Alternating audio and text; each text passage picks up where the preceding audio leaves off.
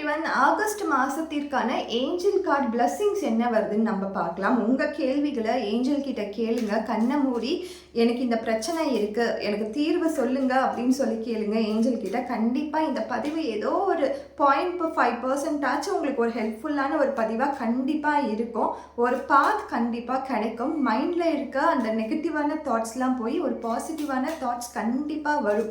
So இன்னைக்கு நம்ம 3 card ஷஃபிள்ஸ் பார்க்கலாம். ஸோ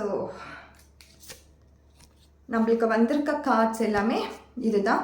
ஸோ நம்மளுக்கு கொடுத்துட்ருக்கு லிசன் டு யுவர் இன்ட்யூஷன் அப்படின்னு கொடுத்துருக்காங்க.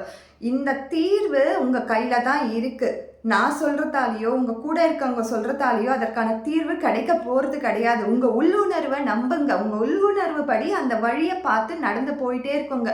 இப்போ உங்களுக்கு ரிலேஷன்ஷிப்பில் பிரச்சனை இருக்கா, உங்கள் உள்ளுணர்வு சொல்லுதா இந்த ரிலேஷன்ஷிப்க்கு இன்னும் டைம் கொடு அப்படின்னு சொல்லுதா, கண்டிப்பாக அந்த டைமை கொடுங்க. ஆர் இந்த ரிலேஷன்ஷிப் வேண்டாம் அப்படின்னு சொல்லுதா, சரி அதை நீங்கள் கேளுங்க.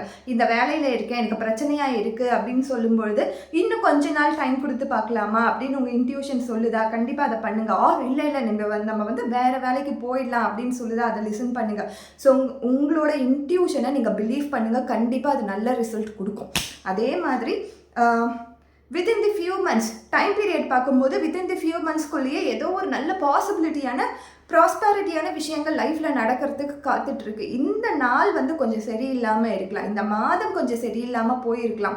பட் வரும் காலம் கண்டிப்பாக நிச்சயமாக ஏதோ ஒரு பாசிபிலிட்டிஸ் நடக்க போகுது. ஸோ அடுத்ததாக நம்மளுக்கு சொல்லும்பொழுது எஸ், கண்டிப்பாக அந்த பாசிபிலிட்டி நடக்கிறதுக்கான வாய்ப்புகள் உங்களுடைய ஏஞ்சல், நீங்கள் யாரை வழிபடுறீங்களோ உங்களுடைய தெய்வம் உங்கள் கூட இருந்து அது வழி நடத்தும். எஸ் தான் வந்திருக்கு, பாசிட்டிவாக வந்திருக்கு. ஸோ பாசிட்டிவாகவே இந்த மந்த்தை நம்ம அப்ரோச் பண்ணுவோம். Thank you so much.